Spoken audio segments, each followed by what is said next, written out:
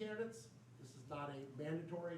If a candidate wants to go and do their traditional own thing, nobody's going to prevent that from happening. But what we're going to try to do is make it easy to be a candidate instead of being this overly daunting task. So with that, one of the areas that we are going to be providing, we want to be able to provide is a website and the basics that come with that, and the ability to collect names, take donations, and that all the computer back-end infrastructure. So I'd like to introduce Casey Crow to talk a little bit about that aspect. So. Good morning, everybody. Good morning. My name is Casey, and I am the head of the IT committee for the SCLP. Mostly use the web stuff, and we use Libertarian Party National's web backend and all their WordPress for the website, so I don't do that.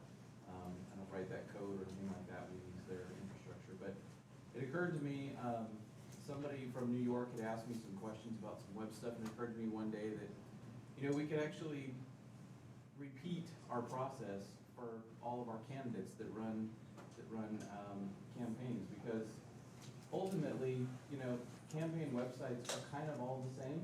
I mean, they have a different appearance, they have different colors and fonts and that kind of thing, but what you're looking for is a way to connect with your voters.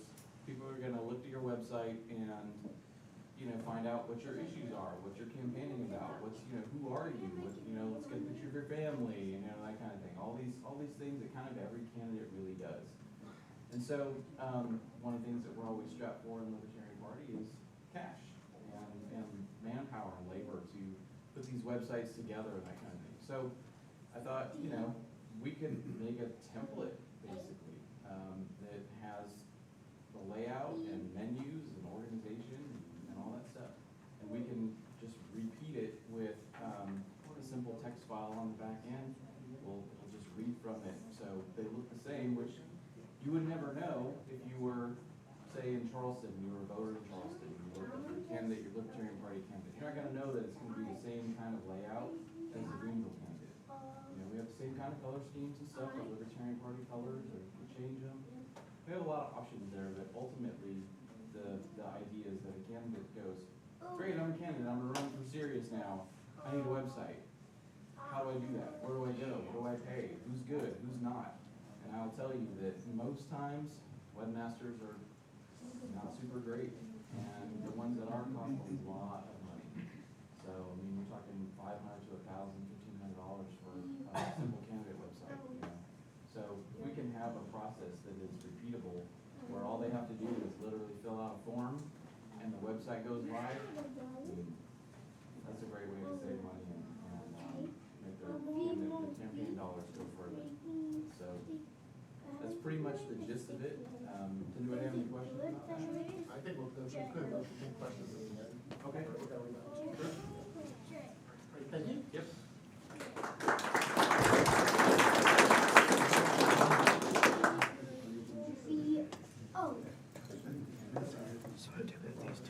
Okay. Thank you.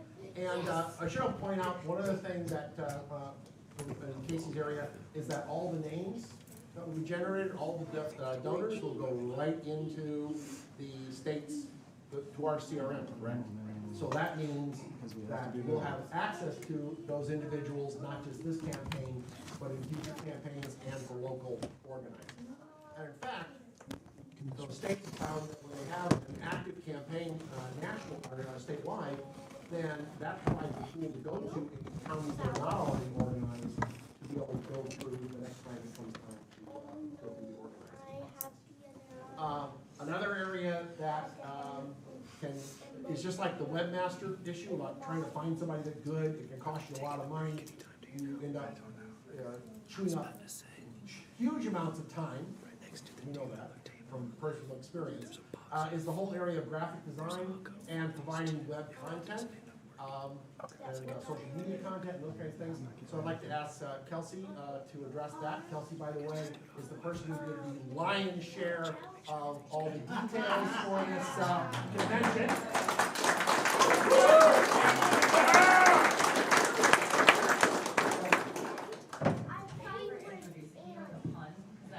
made my day. I love it. So I'm Kelsey Lyon. I was the digital art director for the Jorgensen Cohen campaign. I've also been working on multiple campaigns throughout 2021. I'm working on a couple of 2022 campaigns. One of the most recent was a win in Massachusetts for Ashley Shade. So we're really excited about that. One of the biggest things that candidates really struggle with is making sure that they're branded. And you know, when you look at a company like Nike or Adidas or any of those, you could look in a half a second and go, that's a Nike ad. And a lot of campaigns don't treat it like they would treat a business. And that's a downfall. So when you're driving down the road and you see a lawn sign, most of the time you're not going to read, especially if it looks like a campaign, you're not going to read the lawn sign. You're not going to read the name. You're going to see the color and the overall look of how that lawn sign looks. So we just did a campaign in Savannah, Georgia, for Clinton Coward. It was a special election. And we had 2 months to get his name out there. And we were fighting against 4 Democrats. We ended up with 18% of the vote. Now, we were the only other candidate to win entire districts in that election, besides the winner. Why? It was because people continually were seeing the same branding for our candidate. So our logo was on everything. Our palm cards all matched. Our social media matched. We were creating that brand recognition for the candidate. We had a bus that literally went around with banners on both sides with that branding. And so what we want to see is that in South Carolina, whenever candidates are going to run, we want to make sure that they are branded, that they're not asking all different designers and meme experts and all these things to go and design them a whole bunch of things and then we piecemeal them together like a collage. That's not what we want to do. We want to create brand recognition for these campaigns. So what I intend to do is I am going to work with Casey on web design and making sure that they're going to match the print collateral that we are going to have. So I will have palm card templates. I will work with the candidates on creating logos and brand colors that will fit them. We will then in turn take those brand colors and all of the overall branding and we will put it into their website as well as their social media and really start getting our name out there as Libertarians in 2022. I will take questions at the end, but if anyone needs any advice for campaigns or how to create branding, proper contrast and things like that, I also will be giving a talk on Tuesday online as well on how to create those. And it's free.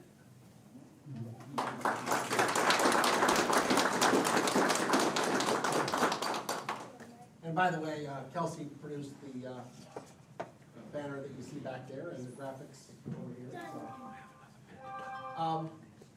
So again, one of the things that you want to be able to do is reach out to experts involved in this and get that expertise involved. So we have 3 people here joining us that can are bringing some of that expertise that we'll be tapping into as we put this together. The first is the whole point of messaging. How do you find the issues that will connect with people, and how do you present those? And so we have somebody who is a master at that. If you follow him in social media, you probably see something pop up every day or two. Or if you tune into Fox Business News on Mondays, you'll see him. I think he's become pretty much a regular there on the Kennedy Show. So our 2020 VP candidate, Spike Cohen.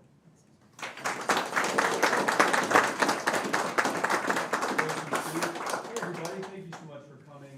My name is Spike Cohen. I did run in a campaign last year and I came in 3rd, so I find that probably makes me an expert on the subject. So I actually, it's funny because this is the last convention I'm going to be at this year. I've been to something like, I think 25 conventions this year, 25 or 30 conventions this year. And so I've been saying basically what I'm about to say over and over again, but I'm now finally saying it in my own home state. And that is that coming off of the momentum from last year's election, I believe, and this is a personal goal of mine for the party, that we have what it takes to win 1,000 elections by the end of next year. I think that we have that in place to do that. And the proof of that is that in the special election earlier this year, we won over 50% of the races that we targeted. And just a week or two ago, during the 2021 election, we won over 150 races, which is a record for the Libertarian Party. Now, over 100 of those races were in one state, in Pennsylvania, using something called the Moulton maneuver, which is what it sounds like we're going to be doing here. So I can tell you I'm very excited, because if every state were replicating what Pennsylvania were doing, we'd already have thousands of elected libertarians across the country. So I'm very excited that we're doing that here, and I'm very happy and honored to work with anyone who is running as a candidate in this state. Really, I'm happy to work with anyone, but this is my state, so I'm going to give you guys priority. A big part of running a campaign and really being a successful advocate and candidate for liberty is messaging. We already have the best ideas. Our ideas make better sense. That's why we're here, because we're the smartest people in the state. By the way, rule number 1 is always flatter your audience, right? You look beautiful too. I can see that you've been working out. So we have the best ideas. The problem is, because we're so super smart, we often approach things differently than most normies do. We look at things in a systemic way. We look at something happening, and we might have a very mild emotional response to it, but we immediately look at the actual structural reasons for why that's happening, and most people never get there. They just have the emotional reaction, and then they go straight to saying, someone, what are we going to do about this? And then some politician answers them, and then we come by and go, I have a very long thesis that I need you to read before we can even have this discussion, you bootlicker. And now, as successful as that has been, I would argue that maybe we could do it slightly differently. So obviously, I'm not going to spend the next hour talking about messaging, but I do think that it is good that we're having a talk about messaging as part of this thing. And I will tell you that second only to flattering the audience, the next important thing is to be brief. Thank you.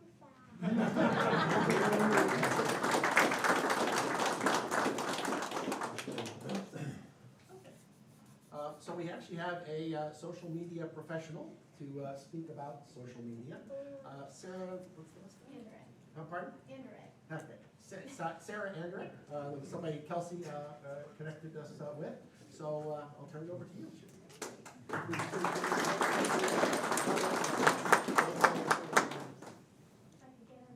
I'm really good at that. Hi, I'm Sarah. That is Jacob. He loves to make himself visible. I currently work with the state of Florida LP on communications, and we are currently tackling a lot of things going on with their Instagram and their Twitter, trying to get social media, one, to look really great, things with what Kelsey does, but also to get people to see it. Because you can post all day long, but if no one's seeing it, then you're not going to have anybody showing up for you, right? So something that I wanted to talk about was when you're posting, everyone, a lot of the time, most people posting all day long. Spike is very, very good at that. But something else Spike is very good at that's helpful, and I think that's partially why people actually engage with him a lot, is he engages back. So a lot of the time, you'll see people posting all day long, but they're not actually engaging with either the comments that people are replying with, or they're not engaging with other people. Maybe you're interacting with news accounts, or maybe you're interacting with other candidates, going to some of your biggest supporters accounts and engaging with them there, because that's going to get your name in front of more people. And also, I hate to be this person because Zuckerberg, but algorithms. If you are just posting all day long, no one's going to see it. So to make sure the algorithms are working in your favor, you need to be showing up in other places. Something else that is very important when it comes to social media is making sure that you are repurposing content. So for example, Spike does something like this, comes up here, hopefully Jason or Matt or somebody records it, right? Instead of just having that live in one place, what you can do is repurpose that one piece of content into so many different captions.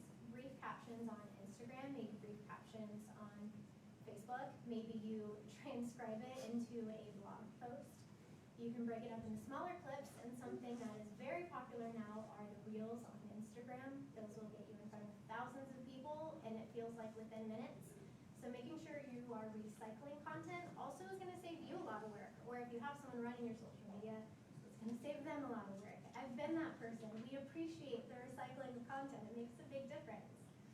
But other than that, one of the biggest things is this, as cliche as it sounds, is to have fun.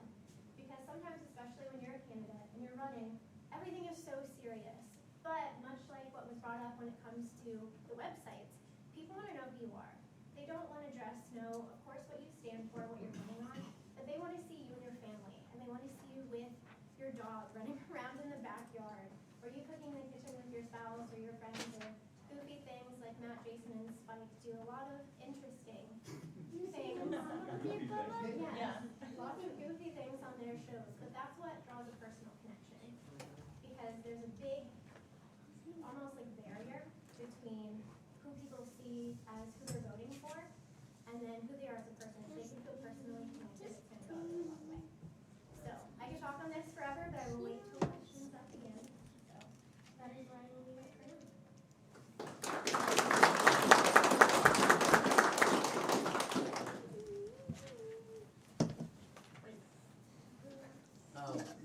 Of course, sometimes you think that everything's social media, but of course it's not. There is that traditional media, the lamestream media, or whatever it may be. And we had a person working on the campaign who was really helpful at getting media for us, and he's with us here today. Ryan Lambrecht.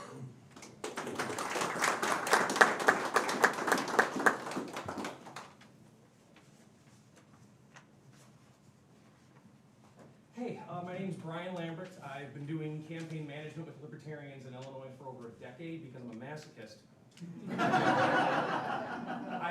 I don't like doing media. I've never liked doing media. PR drives me nuts. I never wanted to be involved in it. I like to avoid it. With that being said, I have to bring my phone here because the local NBC and CBS affiliates are looking to send somebody out to interview Spike later this afternoon, and they want to come here and take some pictures of people, so make sure you look your best. The work needs to get done, and I've fallen into it, and I got very good at it. Steve hired me on the campaign last year, and I thanked them today for not firing me because of all the work we had to go through.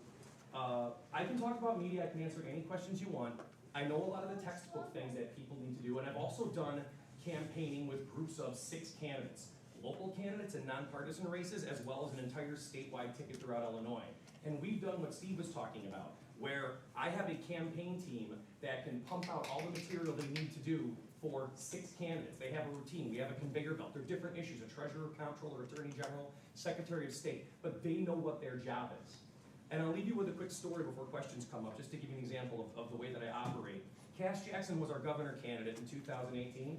He did a phenomenal job in the 2018 televised debate in NBC in Chicago. It was live. He humiliated the Republican and Democrat, both billionaires. It was fantastic. We were all proud. Everybody went and got drunk at the hamburger place across the street afterwards. Because he did such a great job and got cheers from the live audience and was the only one that did, he was promptly banned from the second and third debates. The third debate was in Quincy. He said, "Ron, I'm mad. What am I going to do? I'm going to go down there and protest." I said, "I don't know. Just go down to Quincy and I'll find a way to keep you busy." So I went down. I made phone calls. I sent out press releases. And I booked interviews with him because the debate was going to happen at the local CBS affiliate. This is what you don't learn. This is what they don't teach you. And that's why I'm telling this story.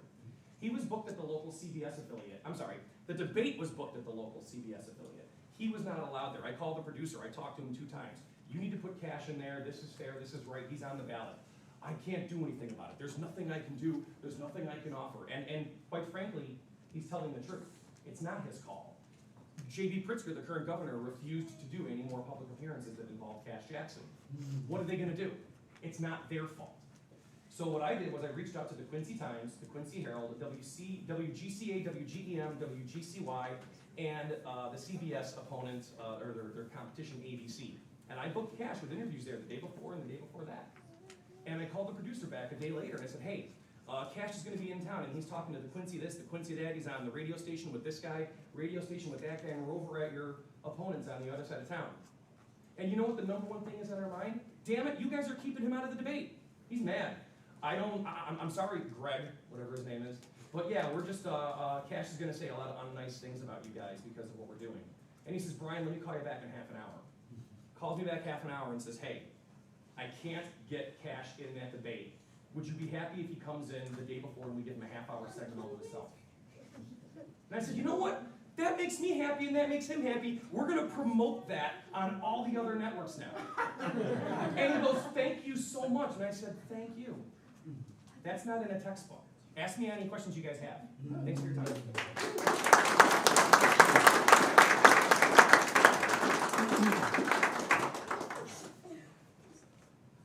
So with that, we'll open the floor to questions. If you would please indicate who you're addressing the question to, and would ask that whoever is answering, please stand up so that you get picked up by the camera, because especially if you're over here, the podium will be in your way if you try to answer sitting down. So, questions? So this question is for the panel at large, but most specifically for Tasha Cohen's husband. Excuse me, Tasha Cohen's No, spouse. I was degendered in that. I got you, fam. So we as libertarians, you brought up that you were very nice about it, but we have very strong opinions about a lot of things. And oftentimes we struggle to overcome other people's preconceived ideas. You seem to be very successful at overcoming other people's confirmation bias and all of this other stuff. Talk to us about it. Do you have like some crazy 5-step plan or something? Yeah, well, I think it's 5. I'm not sure. I've counted my steps until just You now. didn't, and that's why I said Is it 5? Okay. I don't know how many. Here's the basic concept, guys. We already have the best answers. We have better answers for left-leaning voters than the Democrats pretend to have, or say that they have but never actually follow through on it. We have better answers for right-leaning voters than the Republicans pretend to have. And frankly, most people don't really lean left or right by and large. They might lean left on this issue and this issue and right on this issue, but for the most part, people are somewhere in that squishy middle just trying to figure things out. And we have the best ideas for people. And then we argue with everyone, because that's a great way to get it across, huh? Yeah. Here's what it comes down to. When someone is asking you a question about, even if it's in a bad faith way, even if they're not asking, hey, what's your idea on healthcare? What if instead they're asking something like, well, why is it that libertarians want healthcare to be private so that everyone can't afford a doctor unless they're super rich? You've got an in. Because A, they're actually asking you about healthcare, and B, you have good answers for it. What you have to get past is the fact that everyone already has their cognitive defenses up, including you. And you're already thinking, no, I don't. And that's the proof that you do. The reality is that everyone has their defenses up. And this is, I'm not sure if this is something we've evolved or what it is, but it's basically, it's to make sure that we have a belief system and that we're protecting it from bad ideas. But it also protects it from good ideas. And the best way to get around people's, their cognitive defense is to address their concern and show them that you are someone they can trust. So step number 1, since we're numbering them now, is meet them where they are. They're the one, you have to get their vote. They don't actually need you, you need them. So meet them where they are, okay? Meet them not just in their spaces, but from their precept. If they're asking you about healthcare, then talk to them about healthcare. If someone says to you, this is a common thing you'll get, I believe healthcare is a human right, and I think healthcare is way too expensive in this country, and I think people should just be able to get the care they need. Well, we often, what was the first part you heard? Human right. And you're going to argue with them about that, and that'll definitely work, right? Most people don't know what a human right is, they don't know what a right is, and they certainly don't want to have a discussion with you about natural rights or negative versus positive rights or any of that stuff. What they're saying is, I'm scared that if I end up in the hospital, I'm not going to be able to afford it. And that if I survive it, I'm going to be stuck with crushing debt for the rest of my life that my children will have to inherit. That's actually what they're saying, where they're talking about an actual fear they have of something that's happening like that, where someone's not able to get care they need. We agree with them that healthcare is way more expensive than it should be, and that there's a better way to do it. And frankly, we agree with them that the reason it's that way is because politicians and big pharmaceutical and big healthcare companies have created a system that makes them the maximum amount of profit as possible at your expense. We're already there. So all you gotta do is meet them where they are, validate their concerns. I'm now numbering, I never did this before. Validate their concerns that, for example, in healthcare, say, yeah, you're right, healthcare is way too expensive in this country. And we actually have the stats on that. We can say things like, we know that healthcare in this country costs something like 4 times as much, 3 or 4 times as much as in most other developed countries. In fact, our government spends more money per more taxpayer money per patient than almost any other country on earth, and then we're paying out of pocket in addition to that. This system doesn't work. Then from there, once you've demonstrated that you believe what they're saying and that you believe it too, and that you understand what the problem is, then you can start talking about why. So I guess that's step number 3. And that's, we're still numbering, right? Step number 3, which is talk about the solution, talk about what the problem is, what's causing the problem. So we can talk about certificate of need laws. We can talk about patent protections for big pharma. We can talk about, gosh, the fact that something like 20 to 30% of all healthcare costs are related to some tax or fee for government that's built in there. You could talk about cost plus legislation. There's all sorts of things you could talk about. And then you can talk about our solutions, which that's the easy part. Get rid of all of it. But first you gotta start with meeting them where they are. Because everyone has valid concerns. And they just have really stupid ways of dealing with it, because the only people that are meeting them where they are right now, for the most part, are a bunch of lying, pandering politicians. Not me, I don't know. But a bunch of Republican and Democrat politicians who have learned how to meet them where they are, and then pander to them. We don't have to pander. We just meet them where they are, and then we present our ideas. And that's basically the way to do it. I think that was 4 steps, actually. 4. You could make it into a 5th step if you needed to, but that's the basics of it. Would anybody else like to address that point? I don't want to follow Spike, no. I'll follow Spike. I'm the masochist. I want to point out one of the things that Spike didn't mention. He did not mention getting people to change their, persuading them to completely throw out their previous views and adopt his views. Okay? We used to refer to this as discovery before persuasion. There's 30 to 60 million people out there that already hold fundamentally libertarian views.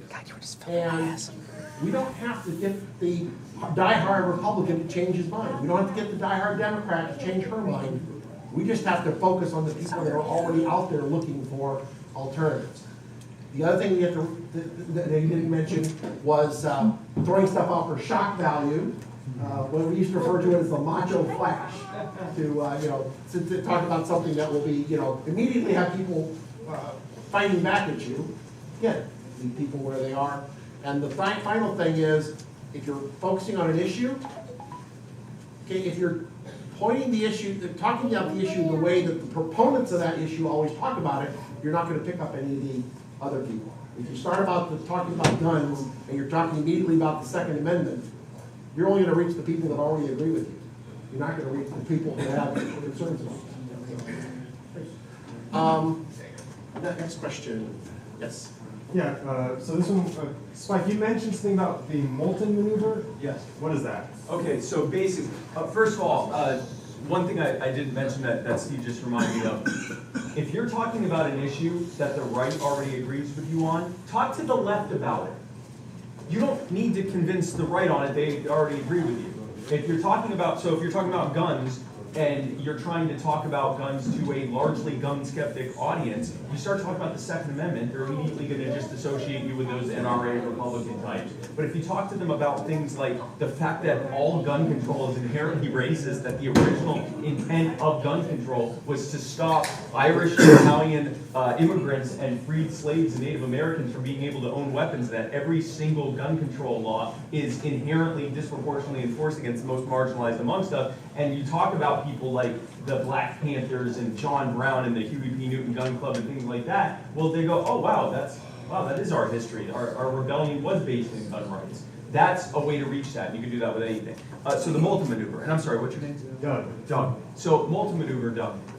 Long story short, a guy named Chuck Moulton would go to every single convention in Pennsylvania and say, hey guys, I have this idea. There's all these races that are either unopposed or where the candidate is unopposed, or where there's no one even running, and they're going to end up just being either left unfilled, or they're gonna get appointed by whatever the next level up of government is. And we should run in these races. People go, yeah, Chuck, that sounds like a great idea. And they didn't do anything. This went on for quite a while until finally Jennifer Moore, who's now the chair of Pennsylvania, Chuck had said this year after year after year, and she went, okay, Chuck, let's try this with, I forget how many years ago this was, let's try this with like a dozen candidates and see how it goes. They all got elected. They spent almost nothing.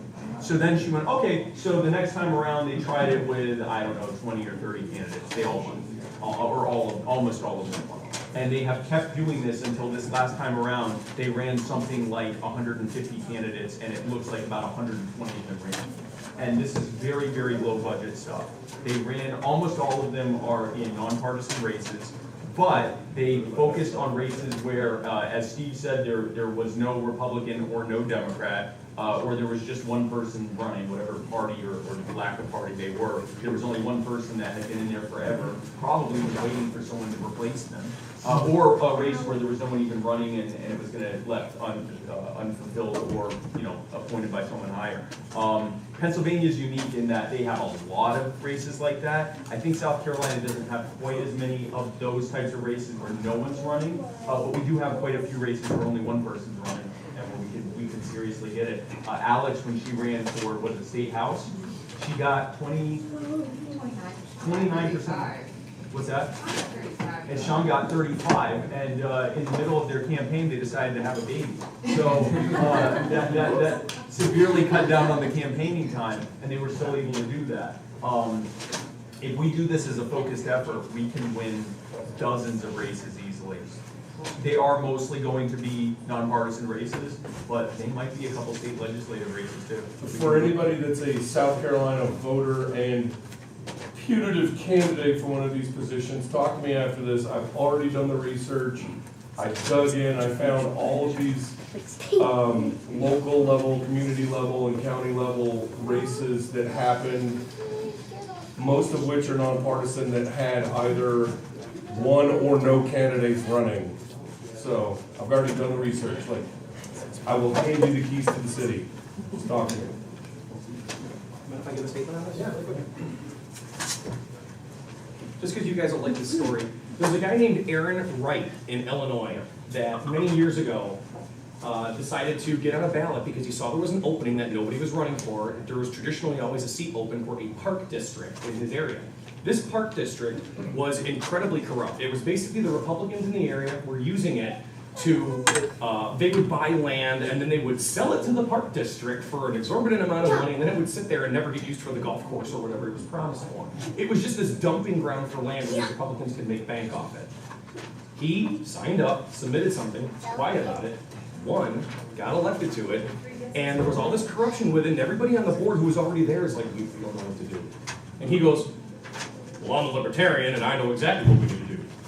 And he looked through all the budgets with them and said, guys, the only thing we can do if we want to walk away from this and save face is to dissolve the entire municipality. A year and a half later, he dissolved the entire municipality. It's gone now. And just so you know, about 3 years later, when he was trying to run for the township board, the media would say, does he have plans to dissolve the township as well? And he said, no, it doesn't exist in the city rules or laws. Yeah. But the point is that's what you can achieve when you follow this path. Yes. I just had a question about the website. So like with the domain name, is that going to be like universal to be able to tap into, or are we going to have to pay for the domain individually?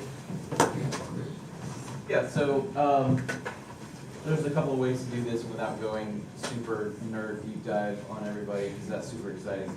Domain names are only like $6, $8, $10 usually, and maybe we'll have maybe we'll get our own server and we'll host them all on one server or something like that. But yeah, the hosting part is actually pretty cheap when you know where to get it and where to do it. Usually hosting's like $10 a year and the domain's about $10, so it can be done on the cheap. As you point out, we can also set up something that's a subdomain of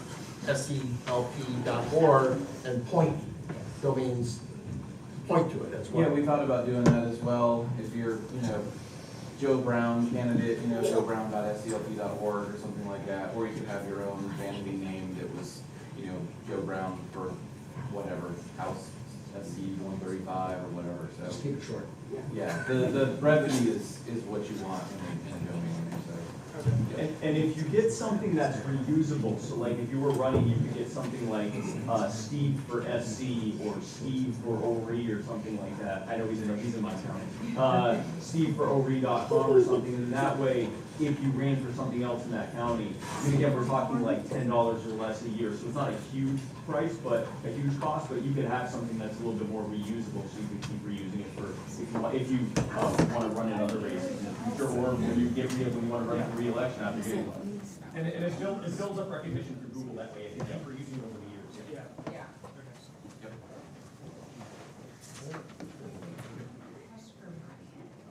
So we take ourselves very seriously, however, media doesn't. How do you get around that? This is his favorite. There's a lot of stories for this. Actually, well, let me break it down a bit. The main thing with media is you have to give them a story. What Spike was saying earlier is we want to go to them and tell them, this is who I am, and this is what I want to do, and look at me, and blah, here's my website. They don't care. What you need to do is give them a story, and you have to make yourself interesting in a very specific situation. So, for example, you can't just send out press releases, hey, come and talk to me. I'm running for this. That doesn't mean anything. What you have to say, what I'm doing right now, Bill Redpath, I'm managing his campaign for U.S. Senate. This is a big office, but it works with the little ones too when you reach out to the local media, is, hey, here's my thoughts on the sewer system problem going on in town. Here's what I think about the library board's proposal to spend this kind of money. And you write those things out, and they will eventually start paying attention to it because one, it gets hard to ignore, but two, you're giving them a story. This sounds really bad, but the way journalists are, they are lazy. They want to just copy and paste everything you write. The way I get him in a lot of newspapers around the country is, and you know this, when I say, Spike, I need you to give me the down low on this. I don't like writing things in his words, so he'll write things out. And what I'll do is I'll copy it, put it in the press release, organize it, make it look nice and pretty for him. And my favorite thing now is including the link to him on Kennedy, which helps. But then the journalists can look at it and they say, oh, well, we'll include him in this article. Spike Cohen, the 2020 Libertarian vice presidential candidate, had this to say, and now they've got 2 paragraphs done. Now they're hitting their 800-word, 1,200-word, 1,500-word limit. That works on that. The other thing is you have to go out and make yourself seen at these things. So I always push on candidates to spend $200 and get a professional headshot. So when you're sending out press releases, you have something that looks good. They're not going to put up a shot of you looking like an idiot in a bad high school photo, you sitting behind your desk, you from Facebook, next to 2 professional headshots of your opponents. Do not do that. I fought that in Illinois and Chicago. There's a reason why in 2014 they didn't put any of our candidates' photos up. And in 2018, every damn one of them was on television on all the networks. Because we took that seriously. The other thing, spend $20, $30, get a professional name tag. When you go to these events, that stupid name tag, nobody's going to read it, but you know what they're going to see? Name tag, that's an important person. Hey, who are you here? And then they want to walk up. Oh, candidate for something or other. It's not easy to break through. They don't want to talk to us, and they don't take us seriously. You have to make them take you seriously, and it's not textbook stuff. You have to figure those ways around it. The professional headshot, the name tags, and then working with somebody who knows how to put out press releases. Not bombard them with 3.5 pages of detail, but short spurts that they can use and they can copy. Because here's an example. They're not always going to write an article about you. If you're thinking, oh, if they could do a feature piece on me, you don't want that. You don't want the newspaper to write 1 piece on you. What you want them to do is on 9 pieces include a line that you said in all 9 of them. And that's what matters. That works with him with radio stations and newspapers around the country. And it works with all the other candidates when I would do statewide around Illinois or even in their area. Oh, I have to deal with the DeKalb County Libertarians in my original state of Illinois. And the newspaper and the radio station, they go to them. They want to know their opinions on things. What do you guys think about this? What do you guys think about that? It took 2 years to get that relationship. Now they get phone calls for the good and the bad. There's bad. And they say, what do you have to say about this? And they think about it and they write a statement. It just takes time. You have to invest the time into them and give them a story that they think is worth publishing. Does that help? Okay, thanks. And I would add on one thing about that, down in Florida, Jim Turney has, former national chair Jim Turney, and an elected official there, has made it a point at every convention, he shows up there with his camera and gets everybody who's even thinking about being a candidate to get a headshot. He gets them all taken at once, so that they've got them. Well, I know a great photographer named Alex. She brought her camera with her, so by the end of this video. She may have. She may have, so if you want to. So, going off of what Brian said, so there's actually something that we want to try in South Carolina, when we are doing yard signs. So, when you're going down the road, a lot of times you see someone's name, right? We want to get like our top 5 points, which are the most hit on by the media right now. And we want to get like 3, 4, 5 words maybe. And we want to put the issue on the lawn sign and the logo small. That's gonna grab someone's attention. If we have a yard sign that says end qualified immunity, they're gonna be like, what is that? Whose lawn sign is that? And now we're gonna start generating media based on that one topic, because those are already hot button topics that are in our state currently. And just add on that, if we, on those signs, if we simply put the website for the state party, as soon as they hit there, we should have, find your candidate, and be able to link right into whoever their local candidate is. Again, trying to make the most of the, focusing the resources so we don't have to reinvent the wheel 64 times.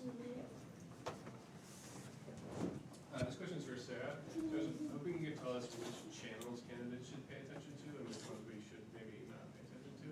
Yes, I can definitely do that. So, I would definitely focus a lot on Instagram and Facebook. On Instagram, of course, you have the posts that you can make with the captions. In the captions, you can link directly to Facebook, so since those two work together, it's very helpful. In the captions, make sure that you are not just listing 5 paragraphs like in essay format, because people aren't necessarily going to read it that long. Not everybody's going to.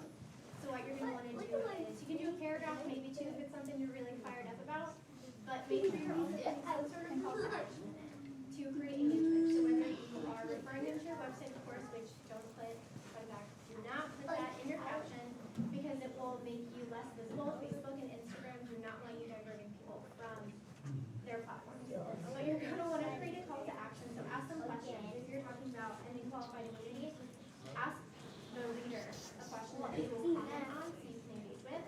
That can go to Facebook. Now the other thing is, Instagram now has Reels. If you've seen those on there, it's very similar to TikTok, but so far, there's a lot of studies on it, it's a lot better than TikTok. You can be seen drastically there. So if you post there, you can also post that from your feed to Facebook. Using that, if you can, at least once a week, ideally, if you could a couple times a week, would be great, because people are engaging in video a lot more than they are reading format. So Instagram and Facebook, and doing those 2 things there should be your goal. Follow up, if you don't mind. When you're like naming your Instagram account, do you prefer it just be your name, or should you include like what you're running for, or for SC? If you can get your name, that is a goal of mine, and do not ever change it. If you are able to get it with correct spelling, not putting in extra vowels, that's perfect. So if you're able to do that, I would definitely suggest it. If you can't do that, I wouldn't put it as something that you are running for, because then you're not successfully doing it.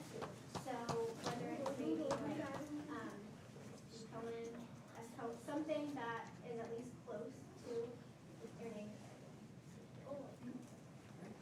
And I would try to make sure, if you're using Facebook, Instagram, and all different platforms, please try, for SEO purposes, please try to make sure that they're the same. So if you are using Cohen, for example, for Instagram, make sure it is also there for Facebook and Twitter preferably, so make sure you do that research too. I've got a question for Sarah also. Steve mentioned macho flash earlier, and let's say it was 3, maybe 4 years ago, our Facebook page had maybe 2,000 followers, and I find macho flash to be incredibly distasteful. But the social media team told me, hey, you know what? If we got very incendiary on Facebook, we get a lot of engagement. That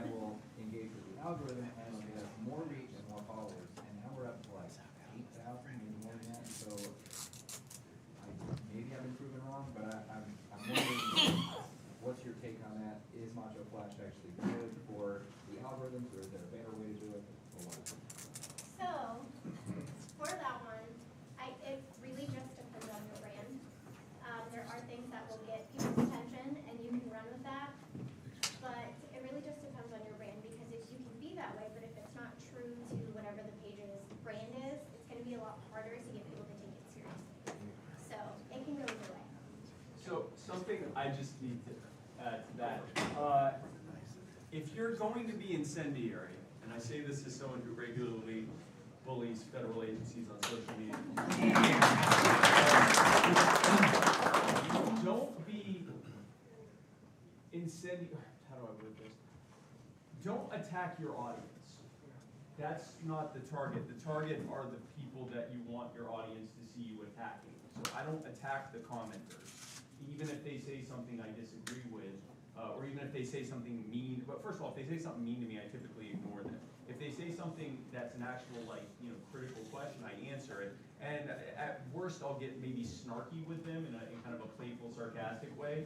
But yeah, don't attack someone who comes on your page and goes, oh, you just want to privatize this, so it'll be, so that only you and your buddies can afford it, because we're all very rich, of course.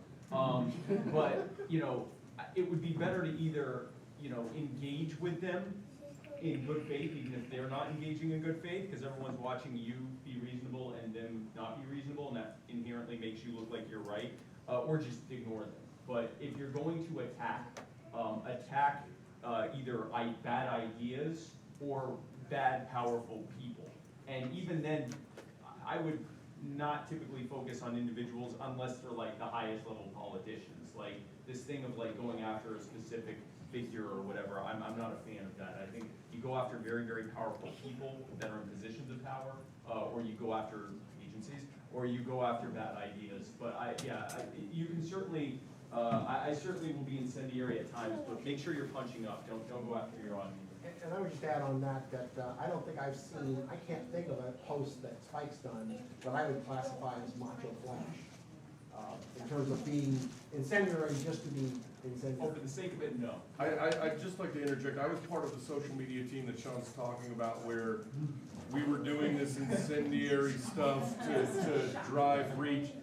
And the lesson learned, the experience is that we were absolutely 100% successful in increasing our reach. The problem is, children, cover your ears. 99% of the people that were being reached were reaching back telling us to eat a whole bag of dicks. Like, they didn't want to talk to us. We had no ideas that they wanted to engage with. Like, when you do that incendiary macho flash messaging, the pushback you get completely eliminates any benefit that you get from it. So, totally not worth it, unless you're trying to monetize a social media account, which we are not. I really want to chime in on this. When I'm running a campaign team, I'd rather have 3 really good, dedicated, passionate, talented people than 15 people that are all half-assing work and not doing it and I have to chase down. The way this relates to this, likes and follows do not equal votes. Yeah. Likes and follows do not equal donations. They do not equal engagement. Everybody who's in this room didn't come here because something edgy online excited you. Something interesting excited you. Something that was compelling excited you.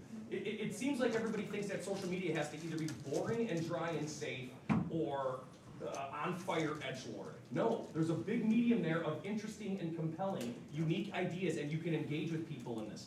And not everybody can do what Spike does, where you call out the mayor and the entire city council of town and drag them out publicly to humiliate them for eminent dominities. He can do that. Not everybody can get away with things like that, but that's still something good that you can do. I just wanted to say that it does not equal votes and donations and dollars. That's the only consistent thing that I see through all of this. Brian, can you say that again one more time really loud? It does not equal votes and it does not equal money or donations to be edgy. Thanks, Matt. I have a question, and it involves 2 incidents that happened very, very close together, and this is mostly pointed at Sarah. This is about a year and a half, almost 2 years ago, my Facebook front page turned into an absolute war zone, and at the same time had the Facebook upper echelon tell me I participated in poo-poo wrong thing, and I went running away from the platform screaming and swore I'd never go back. What would you say to someone in my position? So, you don't have to like Facebook. If Facebook is not your thing, some people who are in social marketing would disagree with me, and that's okay. But in my opinion, if Facebook's not your thing, but Instagram is, that's okay. Because what's important is that wherever you are speaking to your real client, your person, your follower. And if your thing isn't Facebook, then they're probably not going to be on Facebook. That is my personal opinion. A lot of people disagree with me on that. But I, at the same time, would not discourage you from Facebook because people like that are going to be everywhere, truly. And so if people are disagreeing with you because you're talking about XYZ problem, then I would encourage to continue posting. Don't go away from it, but post a solution. Because a lot of the time, what we'll see a lot of libertarians do, love you guys so much, is talk about all of the issues. And then it stirs the pot. And then we have those comments and people are telling you you're wrong. And it creates so much. But if you talk about the solution or the other end of it, a lot of the times that the craziness will simmer down. And it's going to come back again. It's inevitable. It's the nature of the beast. But I would stick with it.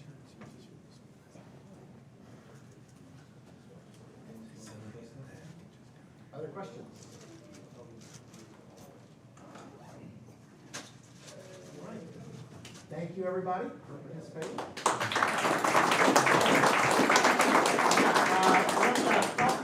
We do not have an organized, spontaneous or semi-spontaneous order for lunch, but go ahead. Okay, so, the lovely catering company that is hosting tonight's gala, they have about 7 different restaurants in this area, one of which is Limoncello, which we had Joe's homecoming event at. It is 2 buildings. If you walk out the front door, it is 2 buildings over there. It is yellow, it says Limoncello, really large. They make their own limoncello, fun fact. And it has a giant fountain out front. You can seat outside, all that. We have a back room, so we have a private room all to ourselves. So if you guys want to go and eat over there, they know that we're coming. So they're gonna try to get us fed as quickly as possible, so that way we can make it back here for 12:30, 12:45-ish before the business meeting starts at 1. There are other options around. I gave out little postcards for anyone who traveled in from out of town, but there are more postcards outside, and that shows different places in the area that you can go eat. But limoncello is an option for anyone. It's like Italian food, but they have a bunch of different things too. Well, and I should point out for anybody that this applies to, that